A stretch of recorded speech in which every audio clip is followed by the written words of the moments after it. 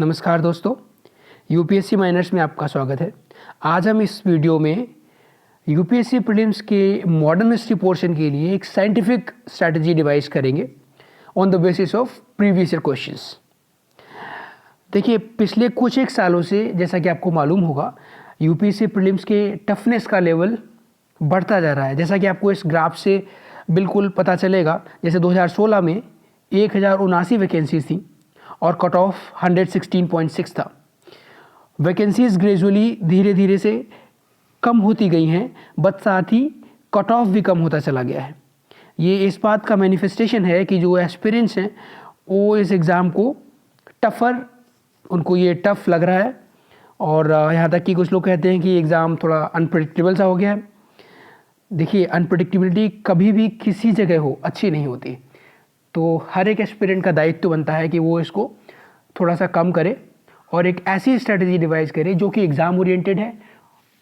तभी पॉसिबल है कि इस एग्ज़ाम में आप एंग्जाइटी जैसी चीज़ों से बच पाएँ और इस लंबे से प्रोसेस में लास्ट तक पहुंच पाए और एग्ज़ाम को आसानी से क्रैक कर पाए। ओके, तो चलिए हम स्टार्ट करेंगे मॉडर्न हिस्ट्री पोर्शन से।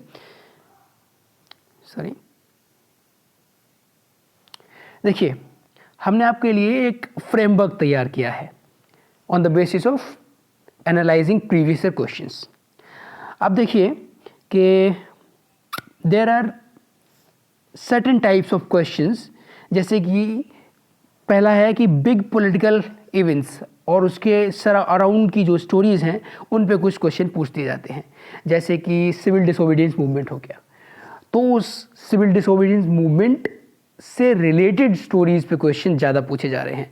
जैसे कि गांधी इरविन पैक्ट हो गया, उससे रिलेटेड दांडी मार्च हो गई, उससे रिलेटेड पर्सनालिटीज़ हो गई, उससे रिलेटेड इवेंट्स हो गए, ब्रिटिशर्स की पॉलिसी हो गई इन बिग इवेंट्स में, बिग पॉलिटिकल इवेंट्स को टैकल करने की, इंडियंस की स्ट्रैटेजी हो गई या डिफरेंट ग्रुप्स की स्ट्रैटेजी हो गई, या एक्सटेंट ऑफ पार्टिसिपेशन हो गया, चाहे वो लोगों का हो चाहे टेरिटोरियल हो। ये सारी चीज़ें बहुत इंपॉर्टेंट हो जाती हैं, specially when we talk about the big political events like CDM, non corporate movement and then satyagraha, या ऐसे ही बड़े बड़े इवेंट्स जो है उनके अराउंड की जो स्टोरीज़ हैं बहुत इंपॉर्टेंट हो जाती हैं।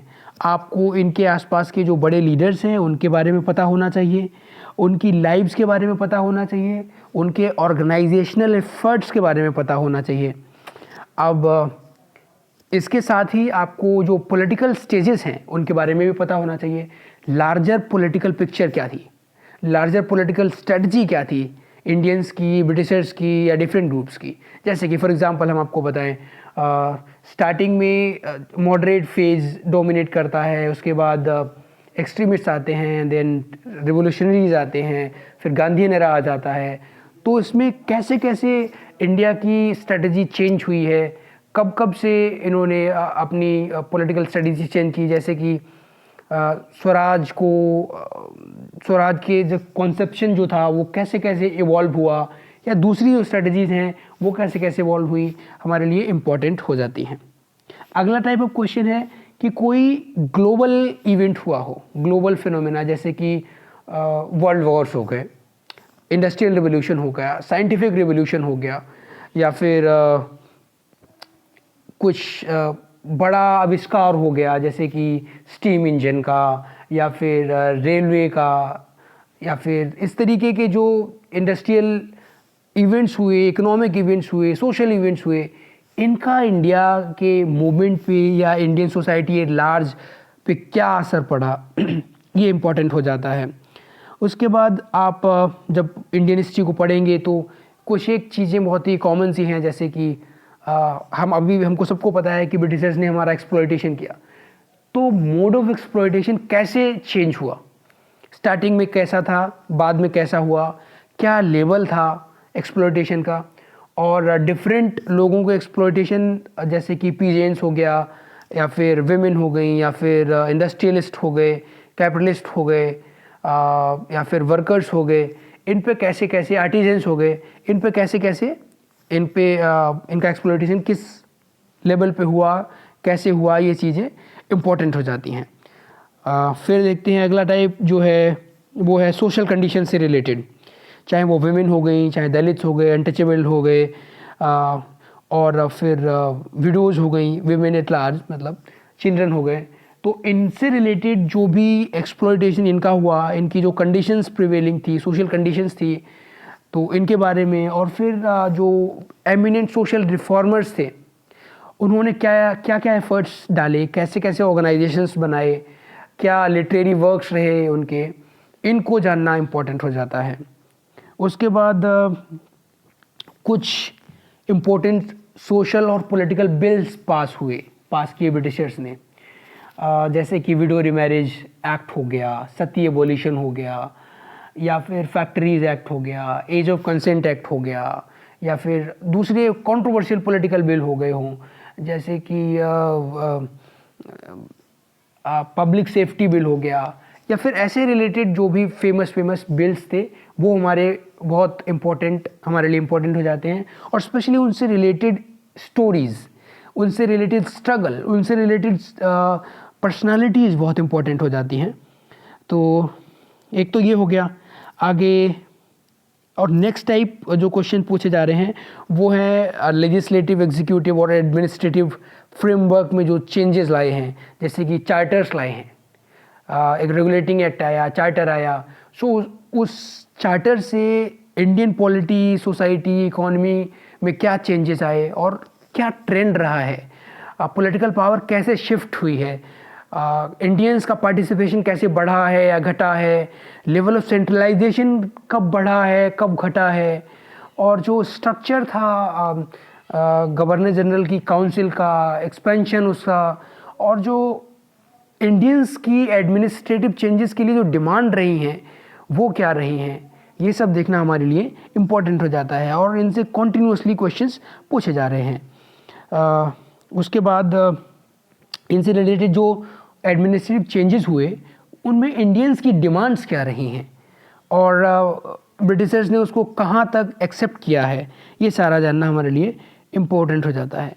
इन सब के अलावा कुछ हमारे रिवेलियंस से रिलेटेड भी क्वेश्चंस आए हैं जो कि हमको पढ़ने चाहिए। रिवेलियंस और रिवोल्ट से रिलेटेड उनके टाइमिंग, उनके कॉजेज़, उनके इफ़ेक्ट, उनके लीडर्स, इन सब के बारे में हमको पढ़ना चाहिए।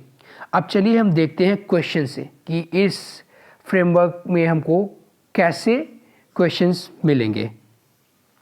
अब देखिए ये पहला क्वेश्चन गांधी इरविन पैक्ट से रिलेटेड है। और गांधी इरविन पैक्ट जो कि सिविल डिसोबीडियंस मूवमेंट, एक बड़ा पॉलिटिकल इवेंट, उसके आसपास की स्टोरी तो आपको पता होना चाहिए। बहुत ही सिंपल सा क्वेश्चन है। जब आप सीडीएम पढ़ने जाएंगे तो उससे रिलेटेड स्टोरी पढ़ेंगे तो गांधी इरविन पैक्ट आपको डिटेल में पढ़ना पड़ेगा। तो ये एक्चुअली बहुत ही ईजी सा क्वेश्चन, जब आप इसको पढ़ेंगे तो देखिए ये पैक्ट है, और जब ये कोई भी पैक्ट हो तो जो कोई भी नेगोशिएशन होता है तो जो भी नेगोशिएटिंग पार्टीज़ होती हैं वो एक दूसरे को की मांगें सुनती हैं और एक दूसरे की मांगें मानती हैं। तो यहाँ पे ब्रिटिशर्स ने कुछ मांगें इंडियंस की मानी और इंडियंस ने कुछ डिमांड्स जो थी ब्रिटिशर्स की भी मानी। तो इसका जब हम देखेंगे तो पहला स्टेटमेंट है invitation to Congress to participate in the round table conference, ये बिल्कुल सही है। दूसरा है withdrawal of ordinances promulgated in the connection with the civil disobedience movement, ये भी बिल्कुल सही है। ब्रिटिशर्स ने सिविल डिसोबीडियंस मूवमेंट को दबाने के लिए कई ऑर्डिनेंसेस पास किए थे, तो कांग्रेस की डिमांड थी कि इनको विड्रॉ किया जाए। तो देखिए third option acceptance of Gandhi ji's suggestion for inquiry into police excesses, ये गलत है। एक्चुअली ये कॉमन सेंस से भी आप सोच सकते हैं कि ये गलत होगा, क्योंकि आप देखिए even in the democratic societies जो स्टेट है कभी ये एक्सेप्ट नहीं करता है कि वो अपनी एक्सेसेस की इंक्वायरी करेगा। तो वो तो कॉलोनियल एरा की बात है, तो ये ब्रिटिशर्स ने तो इसको एक्सेप्ट नहीं ही किया होगा। चलिए फोर्थ ऑप्शन को देखते हैं, फोर्थ स्टेटमेंट को देखते हैं। Release of only those prisoners who were not charge with violence, ये भी सही है। एक्चुअली आपको जब आप सीडीएम पढ़ेंगे तो आपको पैक्ट के बारे में सारी डिटेल बिल्कुल पता होनी चाहिए। आप पैक्ट से रिलेटेड स्टोरीज़ या फिर क्या इफ़ेक्ट हुआ इस सीडीएम का, आगे की स्ट्रेटजी में कैसे इवॉल्व हुई, ये सारी चीज़ें जब हम पढ़ेंगे तो उसका भी ध्यान रखेंगे। चलिए हम आगे बढ़ते हैं। ये क्वेश्चन देखिए, with reference to the book Desher Katha written by Sakharam Ganesh Deuskar during the freedom struggle consider the following statements. देखिए ये क्वेश्चन मोस्टली स्टूडेंट्स को टफ लगा होगा, और ऐसे क्वेश्चंस की वजह से लोग कहते हैं कि ये एग्ज़ाम अनप्रेडिक्टेबल है, लेकिन ये हमारे फ्रेमवर्क में बिल्कुल फिट बैठता है। और अगर आप इस फ्रेमवर्क से तैयारी करेंगे तो ये क्वेश्चन आपके लिए डिफ़िकल्ट की कैटेगरी में बिल्कुल नहीं आएगा। इनफैक्ट ये इजी टू मॉडरेट की कैटेगरी में ही आना चाहिए। देखिए, स्वदेशी मूवमेंट एक बड़ा पॉलिटिकल इवेंट है, तो आप उसके आसपास की स्टोरीज़ को पढ़ेंगे, और जब आप उसके आसपास की स्टोरीज़ को पढ़ेंगे या आप स्वदेशी मूवमेंट की कैरेक्टरिस्टिक्स को पढ़ेंगे तो आपको पता चलेगा कि लिटरेरी वर्क्स का बहुत ही बड़ा योगदान रहा है इस मूवमेंट को पॉपुलराइज करने के लिए। आपने सुना होगा कि वंदे मातरम, जो कि आनंद मठ से लिया गया, वंदे मातरम को इस मूवमेंट के दौरान पॉपुलराइज किया गया। उसी तरह से बहुत दूसरे लिटरेरी वर्क्स थे जो भी फेमस हुए। तो आपका रिस्पॉन्सिबिलिटी बनता है कि आप जाके देखें कि और कौन कौन से लिटरेरी वर्क्स थे जो इस टाइम पे फेमस हुए या पॉपुलराइज किए गए। तो जब आप ऐसा देखेंगे तो आपको देशर कथा नाम की जो बुक है सखाराम गणेश देउस्कर का, कि उसके बारे में पता चल जाएगा। देखिए, ये बुक इतनी फेमस हुई थी कि ब्रिटिशर्स को इसे बैन करना पड़ा। 1904 में ये बुक पब्लिश होती है, और 1910 आते आते इस बुक को ब्रिटिशर्स को बैन करना पड़ा। ओके, तो इनफैक्ट जब आप गूगल सर्च करेंगे लिटरेरी वर्क्स अराउंड स्वदेशी मूवमेंट, तो भी इनका नाम आ जाएगा, देशर कथा का नाम आ जाएगा। और जब आप कोई बुक, फेमस बुक के बारे में पढ़ेंगे तो ऑब्वियसली आप जानेंगे कि उसका कंटेंट क्या है। अगर थोड़ा भी आप जानेंगे तो आपको पता चलेगा कि yes, it warned against the colonial state's hypnotic conquest of mind.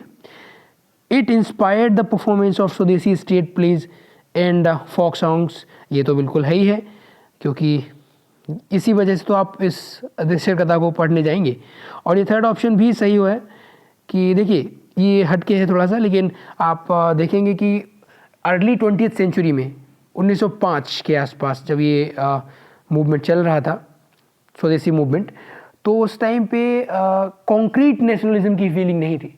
जो रीजनल एरियाज़ थे, लोग उसी एरिया को अपना देश मानते थे।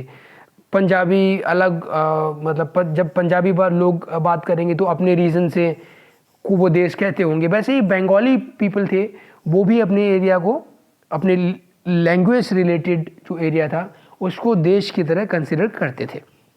तो ये सारे ऑप्शंस करेक्ट हैं, और इसको आपको पढ़ना चाहिए था स्वदेशी मूवमेंट के कैरेक्टरिस्टिक्स को पढ़ने के बाद, या फिर स्वदेशी मूवमेंट्स की जो आसपास की स्टोरीज़ हैं उसको पढ़ने के बाद आपको देशर कथा के बारे में पढ़ना चाहिए था। और हम जब पढ़ेंगे तो इन चीज़ों का ध्यान रखेंगे और आपको इससे बेनिफिट भी होगा। और एक और तरीका था जिससे आपको ये पढ़ना चाहिए था। देखिए, आपने स्वराज वर्ड जब भी सुना हो तो आपको दिल में एक दिलचस्पी आनी चाहिए कि स्वराज वर्ड का इस्तेमाल सबसे पहले किसने किया। तो आपको पता चलेगा, एक थोड़ा सा डिस्प्यूटेड सा ये फैक्ट है स्टूडेंट्स के बीच में कि ये औरोबिंदो घोष ने स्टार्ट किया।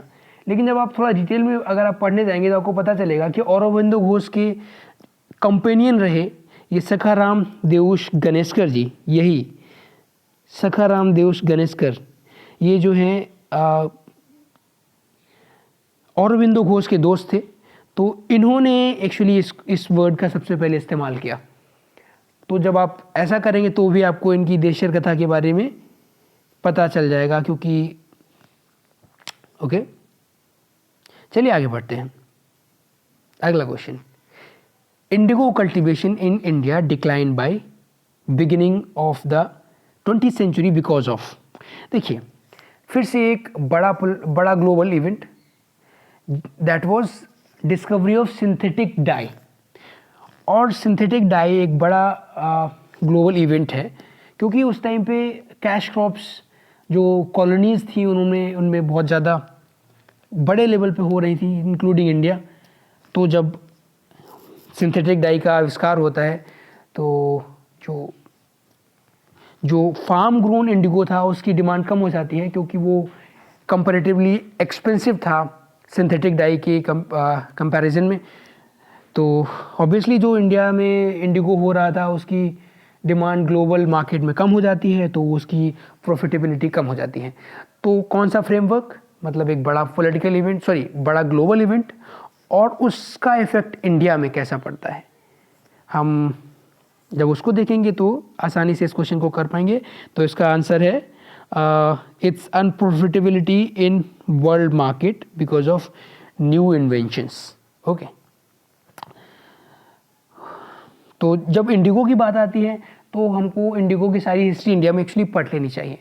कैसे कैसे इंडियंस को ब्रिटिशर्स ने फोर्स किया इंडिगो ग्रो करने के लिए, और कैसे कैसे जो सिंथेटिक डाई था उसका आविष्कार के बाद इसकी पॉपुलैरिटी इंडिया में घट गई, और जो इंडिगो फार्मर्स थे उनको फिर से एक बड़ी क्राइसिस का सामना करना पड़ा। ओके, और इससे रिलेटेड जो भी रिवोल्ट्स रही हैं इंडिगो से रिलेटेड वो तो हम पढ़ते ही पढ़ते हैं। चलिए आगे बढ़ते हैं। अब इस क्वेश्चन को देखिए, which of the following statements correctly explains the impact of industrial revolution on India during the first half of 19th century. देखिए फिर से वही फ्रेमवर्क का क्वेश्चन, इंडस्ट्रियल रेवोल्यूशन एक बड़ा ग्लोबल इवेंट, हमको क्या देखना है, इंडिया पे क्या असर पड़ा, इंडिया की पॉलिटिकल स्ट्रेटजी इसकी वजह से कैसे चेंज हुई। तो जब हम ये देखेंगे तो पता चलेगा कि पहला ऑप्शन ही करेक्ट है, Indian handicrafts were ruined because of industrial revolution. तो जब ये होता है तो हमको और भी कुछ चीज़ें देखनी चाहिए, क्योंकि ऑप्शंस को जब आप देखेंगे तो ये बात की गई है machines were introduced in India, Indian textile industry. देखिए ऑप्शन ए तो करेक्ट है, ये तो एक बात हो गई, लेकिन जब हम ये क्वेश्चन ऑप्शन बी पढ़ते हैं तो हमको ये भी जानना चाहिए कि किस टाइम पे इंडिया में मशीन्स इंट्रोड्यूस की गई, किन लोगों ने इंट्रोड्यूस की, किस पर्पज़ के लिए इंट्रोड्यूस की, और किस लेवल पे इंट्रोड्यूस की। ये सारी चीज़ें हमको पता होनी चाहिए इस ऑप्शन को देख के। हो सकता है अगली बार एक डिफरेंट फॉर्मेट में ये क्वेश्चन बन के फिर से आ जाए। ओके, ऑप्शन सी देखिए, railway lines were laid in many parts of the country. तो देखिए रेलवे लाइन्स कब इंट्रोड्यूस की गई, क्या इन्वेस्टमेंट का मॉडल रहा, इंडियंस पे इसका क्या असर पड़ा, इंडियंस ने इसका कैसा रिस्पॉन्स रहा, ये सारी चीज़ें हमको फिर से पढ़नी चाहिए। अब देखिए हैवी ड्यूटीज़, मतलब ये फिर से हमको जो ब्रिटिश ट्रेड का आउटलुक रहा है उसके बारे में भी हमको पढ़ना चाहिए। ओके, तो इन लार्ज हमको क्या पढ़ना चाहिए, इंडियन इकोनॉमी की कैरेक्टरिस्टिक्स को पढ़ना चाहिए, उससे रिलेटेड जो भी इवेंट्स हैं, जो भी इवेंट्स हुए हों उनको हमको पढ़ना चाहिए। ओके, चलिए आगे बढ़ते हैं। ये देखिए क्वेश्चन है, Vital Vidhvansak, the first monthly journal to have the untouchable people as its target audience was published by. तो हमको इसे कैसे पढ़ना चाहिए और हमको क्यों इसको करना चाहिए था। देखिए मोस्टली लोग फिर से इसको डिफ़िकल्ट क्वेश्चन ही मानेंगे, लेकिन अगर आप इस फ्रेमवर्क में पढ़ेंगे तो आपके लिए फिर से ये ईजी हो जाता है। आपको हमेशा पता होना चाहिए कि सोशल कंडीशंस इंडिया में कैसे कैसे चेंज हुई, और उससे रिलेटेड जो स्ट्रगल हैं, उससे रिलेटेड सोशल रिफॉर्मर्स हैं, उनके कौन कौन से ऑर्गेनाइजेशंस थे, कौन कौन से लिटरेरी वर्क्स थे, तो आपको पता ही होना चाहिए। तो और आप जब ये पढ़ने जाएंगे तो बहुत ही प्रोमिनेंट पर्सनालिटीज़ हैं। आप ज्योतिबा फुले जी को बहुत सुनेंगे, आप गांधी जी का नाम बहुत सुनेंगे सोशल रिफॉर्मर्स में, आप अम्बेडकर जी का नाम बहुत सुनेंगे। तो आप इनसे रिलेटेड जो भी ऑर्गेनाइजेशंस हैं, इनके लिटरेरी वर्क्स हैं, आप सब पढ़ेंगे, एक लिस्ट बना के तैयार करेंगे। हम सब इनको पढ़ेंगे और इनकी लिस्ट बना के तैयार करेंगे। तो जब आप पढ़ेंगे तो आपको पता चलेगा कि विटल विध्वंसक इनमें से इन तीन में से किसी का नहीं है, और जो भी सोशल रिफॉर्मर्स हैं, जो इम्पोर्टेंट हैं, जो भी आपको सामने आएंगे, अब उनके बारे में पढ़ेंगे। नॉट ओनली दीज थ्री, जो भी आगे की जैसे BM मलबरी जी हो गए, या फिर राजा राम मोहन राय जी हो गए, या फिर देवेंद्र नाथ टैगोर जी हो गए, या दूसरे जो इम्पोर्टेंट पॉलिटिकल और सोशल रिफॉर्मर्स हुए हैं, उनके एफर्ट्स के बारे में हम पढ़ेंगे और उनके वर्क्स को भी हम पढ़ेंगे, और बहुत ईजी है ये करना। तो जब हम ये करेंगे तो पता चलेगा कि ये तीनों नहीं है तो यही आंसर होगा। एक तो ये तरीका हो गया। दूसरा तरीका ये भी हो जाता है कि जो सोशल कंडीशंस हैं वो कैसे कैसे चेंज हुई। तो आप स्टार्टिंग के स्ट्रगल के बारे में जब देखेंगे तो जो मॉडर्न हिस्ट्री के स्टार्टिंग से आप देखेंगे तो आपको पता चलेगा कि विठल विध्वंसक या फिर बाबा वालंकर ये बहुत प्रोमिनेंट पर्सनालिटी हो जाते हैं स्टार्टिंग के स्ट्रगल में। तो जब आप स्टार्टिंग का स्ट्रगल पढ़ेंगे तो इनके बारे में भी आप पढ़ लेंगे। दूसरा तरीका ये हो गया। चलिए आगे देखते हैं। इसको देखिए, in the context of Indian history the Rukhmabai case of 1884 revolved around first women's right to gain education, second age of consent, third restitution of conjugal rights। देखिए ये क्वेश्चन फिर से लोग डिफ़िकल्ट मानेंगे, लेकिन अगर आप इस फ्रेमवर्क में पढ़ेंगे तो आपके लिए ये इजी हो जाएगा। आपको क्या करना है, देखिए विमेन से रिलेटेड जितने भी एक्ट पास किए गए ब्रिटिशर्स द्वारा वो हमारे लिए इम्पोर्टेंट हो जाते हैं। इनफैक्ट आप एज ऑफ कंसेंट एक्ट हर कोई पढ़ेगा। एज ऑफ कंसेंट एक्ट 1891 हर कोई पढ़ेगा, लेकिन इससे रिलेटेड इसके बैकग्राउंड की जो स्टोरी है वो हर कोई नहीं पढ़ेगा, लेकिन आपको पढ़ना चाहिए। चाहे ये हो गया, ये एक्ट हो गया, चाहे कोई दूसरे एक्ट हो गए जैसे कि चाहे सती हो गया, सती अबोलिशन एक्ट हो गया, चाहे विडो रिमैरिज एक्ट हो गया। ये सारे एक्ट्स के पीछे की स्टोरी, उनसे रिलेटेड बड़े रिफॉर्मर्स या जो बड़े बड़े लीडर्स थे उनके बारे में हमको पढ़ना ही चाहिए। तो जब आप एज ऑफ कंसेंट एक्ट पढ़ने जाएंगे तो उससे रिलेटेड स्टोरी पढ़ेंगे, और स्टोरी जब आप पढ़ेंगे उसके स्ट्रगल स्टोरी पढ़ेंगे तो आपको रखमबाई केस के बारे में तुरंत पता चल जाएगा। एक्चुअली ये रखमबाई नाम की ये लेडी जिसकी शादी बहुत ही कम उम्र में हो गई, तो जब 10-12 साल की उम्र में शादी होने के बाद जब इनको अपने ससुराल में जाने को बोला गया तो इनकी स्टडी अफेक्ट होने वाली थी। तो जब ये केस कोर्ट में पहुंचा तो जज ने इनके खिलाफ फैसला सुनाया और इनको ऑप्शन दिया, या तो ये अपने हस्बैंड के साथ अपनी फैमिली में जाएं, हस्बैंड की फैमिली में जाएं, और या फिर जेल में जाएं। तो ये रखमबाई नाम की लेडी ने जेल में जाना स्वीकार किया। तो ये इस वजह से बहुत फेमस हो गया, ये ब्रिटेन तक ये स्टोरी फेमस हुई। तो ब्रिटिशर्स ने इसमें थोड़ा सा इंटरेस्ट दिखाया और उसके बदौलत ये age of consent act pass हुआ। और साथ ही साथ जो ये केस था इससे रिलेटेड BM मलबरी साहब, जो कि बहुत प्रोमिनेंट पर्सनालिटी हो जाते हैं हमारे लिए, उन्होंने भी काम किया। तो उसको भी हमें उनसे रिलेटेड जो और भी जो स्टोरी है उसको भी हमको पढ़ना चाहिए। इस एक से रिलेटेड ही उनके एफर्ट्स को भी हमको पढ़ना चाहिए। तो वैसे इनको जो रखमबाई को इनको ब्रिटेन बुला लिया गया, फिर उन्होंने अपनी स्टडी वहीं पूरी की। In fact she became the first female doctor of India. तो इसलिए भी ये इम्पॉर्टेंट हो जाता है।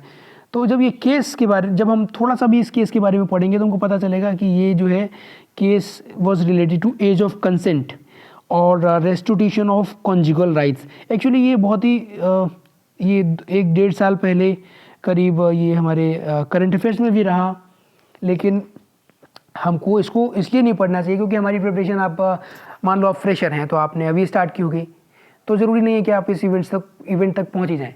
लेकिन जब आप ये एक्ट पढ़ेंगे, जब ये आप एज ऑफ कंसेंट एक्ट पढ़ेंगे तो इसकी स्ट्रगल स्टोरी आप पढ़ने जाएंगे और सर्च करेंगे थोड़ा सा इंटरनेट पे तो आपको मिल जाएगा।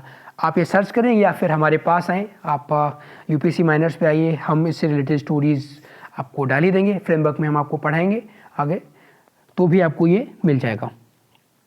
ओके, तो ये बी ऑप्शन इसका करेक्ट हो जाता है। ओके, तो आगे देखते हैं। Okay, this is about Wellesley establish the fort William college eight Calcutta. देखिए ये क्वेश्चन आपको, वैसे तो ये सिंपल सा क्वेश्चन है, लेकिन आपको पढ़ना क्यों चाहिए, आपको किस फ्रेमवर्क में पढ़ना चाहिए। देखिए ब्रिटिशर्स को इंडिया में जो एडमिनिस्ट्रेशन चलाना था उससे रिलेटेड कुछ स्ट्रगल्स उन्होंने फेस की होंगी, कुछ चैलेंजेस फेस किए होंगे, कुछ डायलेमास फेस किए होंगे, तो उनको हमको पढ़ना चाहिए। इसलिए जब आप चीज़ों को पढ़ें तो खुद से क्वेश्चन करिए। एडमिनिस्ट्रेशन के बारे में जब पढ़ने जाएँ तो ब्रिटिशर्स के चैलेंज थे, जैसे कि उनके सामने चैलेंज ये था कि वो जो उनके एडमिनिस्ट्रेटर्स हैं उनको ट्रेनिंग कहाँ दें, और उनके लिए एलिजिबिलिटी कंडीशंस क्या रखें, और इससे रिलेटेड जो ब्रिटेन में रहने वाले लोग थे उन्होंने क्या चैलेंजेस पोज किए, या फिर इंडिया में रहने वाले जो इंडियंस थे उनकी क्या डिमांड्स रहीं, तो इनके बारे में हमको पढ़ना भी चाहिए। वैसे जब आप ये बात अपने आप से पूछेंगे कि ब्रिटिशर्स के लिए जो ट्रेनिंग देने का क्वेश्चन था कि एडमिनिस्ट्रेशन के लिए जो ट्रेनिंग देनी है वो कहाँ देनी चाहिए, तो इससे रिलेटेड ये वेलेस्ली का है कि एफर्ट था कि वो इंडिया में ही एक फोर्ट विलियम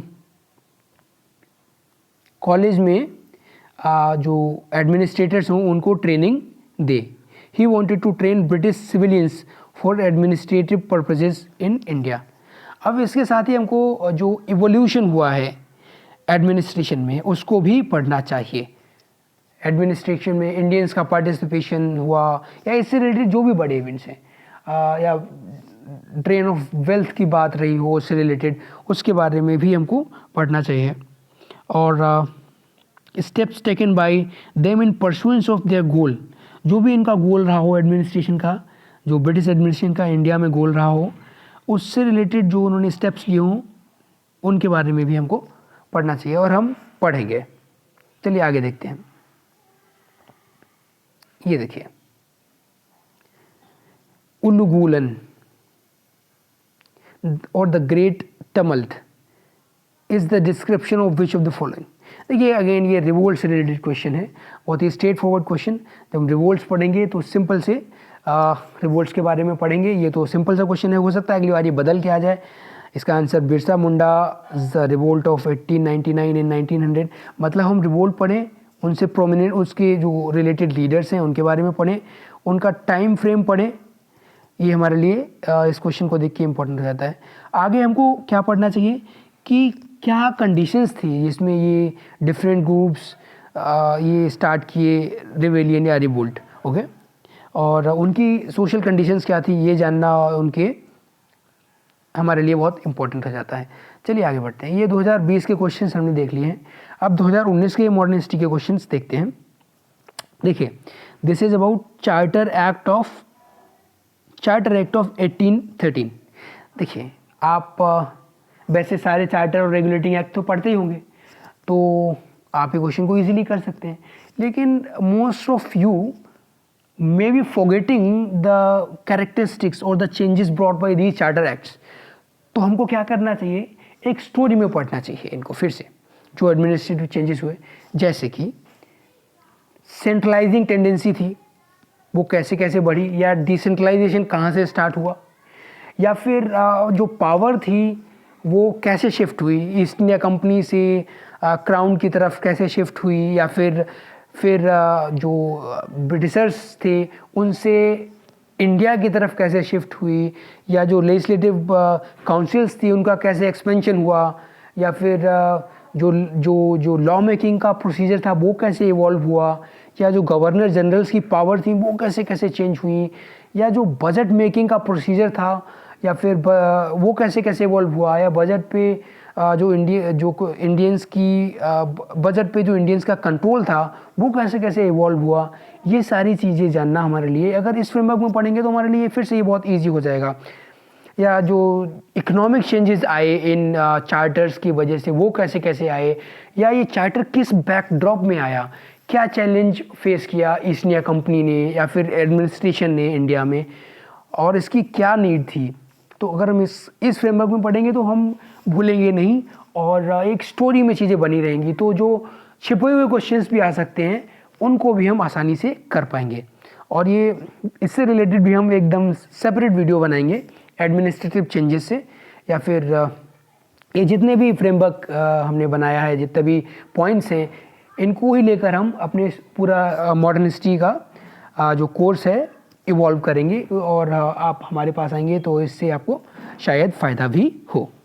चलिए हम देखते हैं इसके ऑप्शंस को। It's about charter act of 1813 और first statement is it ended the trade monopoly of the East India Company in India except for trade in tea and trade with China. That is absolutely true. और आप में से mostly लोगों को ये तो पता ही होगा। अब देखिए second option, second statement, it asserted the sovereignty of the British Crown over the Indian territories held by the company. Actually ये जितने भी चार्टर या रेगुलेटिंग एक्ट आए हैं, ये it was assertion of sovereignty by British Crown, okay, yeah, British Parliament. That's true. And then look at the third statement, the revenues of India were now controlled by the British Parliament. No. तो जब आप economic changes को administrative framework में देखेंगे, मतलब economy जो economic control था या फिर टेरिटोरियल कंट्रोल था या पॉलिटिकल कंट्रोल था, वो इन एक्ट चार्टर से कैसे कैसे चेंज हुआ, जब आप ये पढ़ेंगे तो आपको आसानी से पता चलेगा कि ये जो टेरिटोरियल कंट्रोल की बात की गई है या रेवेन्यू ऑफ इंडिया की बात की गई है, ये एक्ट ऑफ 1858 से आया था। तो ऑप्शन 1 करेक्ट हो जाता है हमारे लिए। ओके, चलिए आगे देखते हैं। देखिए अगेन स्वदेशी मूवमेंट, बिग पॉलिटिकल इवेंट, उसके बारे में तो पता ही होना चाहिए और उसके इफेक्ट्स के बारे में तो पता ही होना चाहिए। ये क्वेश्चन क्या है, देखिए पहला ऑप्शन, पहला statement, it contributed to the revival of indigenous artisan crafts and industries. अब देखिए जब आप इसकी कैरेक्टरिस्टिक्स को पढ़ेंगे तो आपको पता चलेगा कि ये फोकस स्वदेशी गुड्स पे था, स्वदेशी सर्विसेज पे था, स्वदेशी एजुकेशन पे था, तो ये बिल्कुल सही हो जाता है। देखिए दूसरा ऑप्शन, देखिए दूसरा स्टेटमेंट, देखिए the National Council of Education was established as part of Swadeshi movement, ये बिल्कुल सही है। एक्चुअली ये रियलाइज़ किया गया कि देखिए ये रियलाइज़ किया गया था कि अगर इंडियंस में कॉन्शियसनेस डेवलप होनी है तो वो ब्रिटिश एजुकेशन सिस्टम से नहीं बल्कि इंडियन सिस्टम से ही हो सकती है। और दूसरा और भी चीज़ें थी कि जो कर्जन थे उन्होंने 1904 में जो यूनिवर्सिटीज़ एक्ट लाया उससे कोशिश की थी यूनिवर्सिटीज़ की फ्रीडम को कटल करने की। तो अगर इंडियंस को जो इंडियन स्टूडेंट्स थे, नेशनलिस्ट स्टूडेंट थे, उनकी स्टडीज़ की केयर करने के लिए इस फ्रेमवर्क को भी उनको बनाना पड़ा। National Council of education establish किया गया इस टाइम पे। तो आपको दो फ्रेमवर्क में आप इस चीज़ को पढ़ लेंगे, एक तो स्वदेशी मूवमेंट के कैरेक्टरिस्टिक्स में ही आ जाएगा सेकंड पॉइंट, और दूसरा जब आप जो 1904 का यूनिवर्सिटीज़ एक्ट है उसको पढ़ेंगे तो उसके पास होने के बाद जो इंडियंस का रिस्पॉन्स को देखेंगे तो ये ऑप्शन बिल्कुल करेक्ट हो जाएगा। इंडियंस ने ट्राई किया कि इंडिजिनस सिस्टम ऑफ एजुकेशन बनाया जाए जो कि इंडियंस की नीड्स को ध्यान में रखते हुए आगे बढ़े, और ब्रिटिशर्स की जो टेंडेंसी थी कंट्रोल करने की उसको ओवरकम किया जाए, और नेशनलिस्ट जो वेव थी उसको और आगे बढ़ाया जाए। ये सारे चीज़ें हुई, तो ये दोनों ऑप्शंस करेक्ट हो जाते हैं। ओके, तो फिर से ये बहुत इजी हमारे फ्रेमवर्क में। आगे देखते हैं। देखिए ये क्या है, एक मूवमेंट या ऑर्गेनाइजेशन है लेफ़्ट साइड में और दूसरी साइड में लीडर्स हैं। तो ये तो बहुत इजी क्वेश्चन है, हम पढ़ेंगे वैसे भी। जो हमारे पॉलिटिकल और बड़े सोशल लीडर्स हैं जैसे महात्मा गांधी हो गए, E.V. रामास्वामी नायकर हो गए, ये बहुत इंपॉर्टेंट लीडर्स हैं। तो इनके तो हम जो ऑर्गेनाइजेशन या लिटरेरी वर्क्स हैं वो सारे के सारे पढ़ेंगे। तो जब हमको यही पता होगा तो भी हम इस क्वेश्चन को कर पाएंगे। इससे पहला ठीक है और तीसरा सही है। तो जब ये पता हो जाता है तो केवल एक ही ऑप्शन बचता है, डी सही हो जाता है। बाकी का जो ये दूसरा ऑप्शन देखेंगे, जब आप ऑल इंडिया किसान सभा मतलब जब आप पीजेंट मूवमेंट्स के बारे में पढ़ेंगे, अलग से पीजेंट मूवमेंट्स के बारे में या वर्कर मूवमेंट्स के बारे में, जब हम उसको जो थीमेटिक फॉर्म में पढ़ेंगे, स्टोरी को बना के पढ़ेंगे, तो ये हमारे लिए फिर से याद रखना बहुत ईजी हो जाएगा। और स्वामी सहजानंद सरस्वती भी इसके बड़े लीडर थे। इनफैक्ट आप इसको तो आप किसी बुक में भी मिल सकता है, लेकिन ज़्यादा जगहों पे इसका मेंशन नहीं होगा। तो हो सकता है आप इसके बारे में अलग से, इनके जो स्वामी सहजानंद हैं, इनके जो ऑर्गेनाइजेशंस हैं या उनके मूवमेंट हैं, सारे के बारे में हो सकता है आप ना पढ़ें। ओके, तो लेकिन आप ऑल इंडिया किसान सभा के बारे में जरूर पढ़ेंगे। तो ऑल इंडिया किसान सभा के बारे में जब पढ़ेंगे तो उससे रिलेटेड जो लीडर्स हैं उसके बारे में आप पढ़ लेंगे। तो इससे भी आपको इसके बारे में पता चल जाना चाहिए। चलिए आगे देखते हैं। With reference to the British colonial rule in India, consider the following statements. First, Mahatma Gandhi was instrumental in abolition of the system of indentured labor. Mahatma Gandhi के जितने भी एफर्ट्स हैं आपको अलग से ही पढ़ लेना चाहिए। जो भी बड़े प्रोमिनेंट लीडर्स हो गए, महात्मा गांधी, बी आर अम्बेडकर, ज्योतिबा फुले, या फिर जो भी इम्पोर्टेंट लीडर्स हो जाते हैं, दादा भाई नौरोजी, इनको तो आपको बिल्कुल अलग से पढ़ना ही पढ़ना होगा। तो जब आप पढ़ेंगे तो बिल्कुल पता चल जाएगा कि इंडेंजर्ड लेबर की अबोलिशन में वो इंस्ट्रूमेंटल रहे हैं। देखिए सेकेंड ऑप्शन को सेकेंड स्टेटमेंट को पढ़िए फिर। In Lord Chelmsford's war conference Mahatma Gandhi did not support the resolution on recruiting Indians for world war. अब देखिए इस स्टेटमेंट में मेंशन नहीं किया गया कि विच वर्ल्ड वॉर 1 और 2, लेकिन जब आप लॉर्ड चेम्सफोर्ड के बारे में पढ़ेंगे तो आपको पता चलेगा कि he was active during first world war. मतलब जो डिफरेंट वाइसरॉयज या डिफरेंट गवर्नर जनरल्स हुए उनके टाइम पीरियड्स के बारे में भी हमको पता होना चाहिए, और जो हम अपने कोर्स में पढ़ेंगे भी। तो ये फर्स्ट वर्ल्ड वॉर की कहानी है। तो ये कह रहा है कि महात्मा गांधी ने जो इंडियंस को रिक्रूट करने का रेजोल्यूशन था उसको सपोर्ट नहीं किया। ये बिल्कुल गलत हो जाता है, ये बिल्कुल गलत हो जाता है, क्योंकि महात्मा गांधी ने इनफैक्ट इंडियंस से अपील की थी ब्रिटिशर्स का साथ देने के लिए। तो आपको ऐसे भी पता होना चाहिए कि वर्ल्ड वॉर एक बड़ा पॉलिटिकल इवेंट्स, इंडिया पे क्या असर पड़ा या फिर इंडियन रिस्पॉन्स क्या रहा इस बड़ा ग्लोबल इवेंट का। तो मतलब कांग्रेस का क्या रिस्पॉन्स रहा या प्रोमिनेंट लीडर्स का क्या रिस्पॉन्स रहा वर्ल्ड वॉर में इंडियंस को रिक्रूट करने के डिसीजन पे। तो ये हमको उस तरीके से उस फ्रेमवर्क में भी पता होना चाहिए। तो ये सेकंड गलत हो जाता है। तो जब सेकंड गलत हो जाता है तो ऑब्वियसली हमें सिर्फ बी ऑप्शन ही बचता है हमारे पास। अब थर्ड ऑप्शन को भी देख लेते हैं।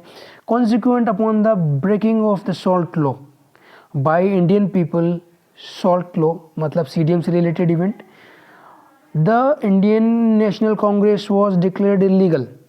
आप देखिए जो सीडीएम था उससे रिलेटेड जो बड़ा इवेंट है वो है, उसके आसपास का इवेंट है या उससे उसका ही फ्रेमवर्क में आप देखेंगे salt law.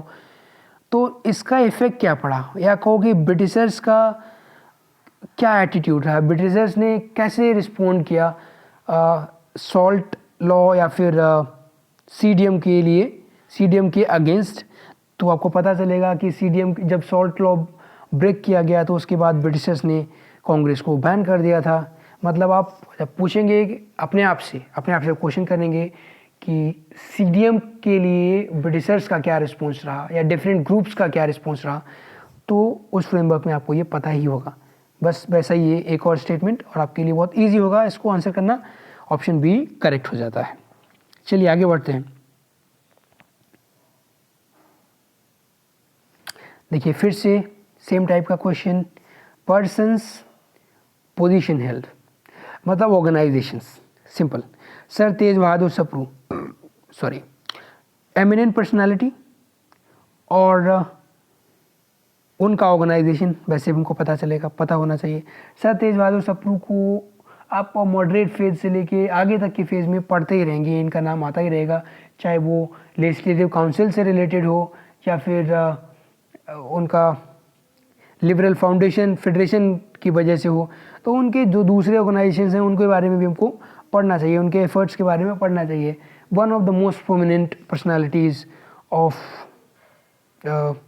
Congress you can say, तो इनके बारे में पढ़ना ही पढ़ना होगा। ओके, फिर केसी नियोगी, ये भी देखिए कि ये इंडिपेंडेंट इंडिया के फर्स्ट फाइनेंस कमीशन के चेयरमैन, तो भी आपको पता होना चाहिए। जब आपको पता चलेगा कि ये फर्स्ट फाइनेंस कमीशन के चेयरमैन थे, तो आपको ये तो पता ही चल जाएगा कि he was also the member of Constituent Assembly, ये भी पता होना चाहिए। Okay, then PC Joshi, general secretary Communist Party of India, ये भी ट्रू है। एक्चुअली जब आप वर्कर्स मूवमेंट को पढ़ेंगे तो कम्युनिस्ट पार्टी ऑफ इंडिया के बारे में आपको पढ़ने को मिलेगा, और जब आप इसके बारे में पढ़ेंगे तो पीसी जोशी का भी नाम आ ही जाएगा। मतलब इस फ्रेमवर्क में भी आपको ये सारी चीज़ें मिल जाएंगी। कम्युनिस्ट पार्टी या फिर आप कह लो कि वर्कर्स मूवमेंट, जब आप उसके बारे में आगे बढ़ेंगे तो जो भी आपको पर्सनालिटीज़ मिलेंगी इम्पोर्टेंट, उनके रोल्स को, उनके ऑर्गेनाइजेशंस को आप पढ़ेंगे। उनकी जो पोजीशंस उन्होंने डिफरेंट ऑर्गेनाइजेशंस में होल्ड की, उसके बारे में भी आप पढ़ेंगे।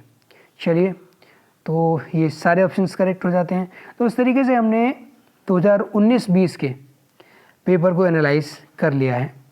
अब हम आगे भी देखेंगे, इसी फ्रेमवर्क में पढ़ने की कोशिश करेंगे। हम आगे अपने जो मॉडर्न हिस्ट्री का कोर्स है उसको स्टार्ट करेंगे। हम आपसे बोलेंगे कि जो लोग भी मॉडर्न हिस्ट्री को स्पेक्ट्रम या दूसरी बुक से पढ़ रहे हैं, आप एक बार तो वो बुक पढ़िए, लेकिन उसके बाद आप एग्ज़ाम ओरिएंटेड फॉर्मेट में आ जाइए और कोशिश करिए कि टू द पॉइंट पढ़िए, और आप अपने नोट्स बनाइए प्रॉपर, और इस फ्रेमवर्क में नोट्स बनाइए। हम अपने कोर्स को स्टार्ट करेंगे। आगे अगला कोर्स हम जो सोशल कंडीशंस थी उनमें से किसी एक पोर्शन से स्टार्ट करेंगे, चाहे वो वेमन हो या फिर अनटचेबल्स की कंडीशन हो। यहाँ से हम अपने कोर्स को स्टार्ट करेंगे। चलिए, अगर आपको लगे कि आप इस फ्रेमवर्क में पढ़ना चाहते हैं, इस साइंटिफिक तरीके से पढ़ना चाहते हैं, तो आप हमसे जुड़िए और हम बिल्कुल सर्टेन तरीके से अपनी तैयारी को आगे बढ़ाएंगे। चलिए, धन्यवाद, बहुत बहुत शुक्रिया।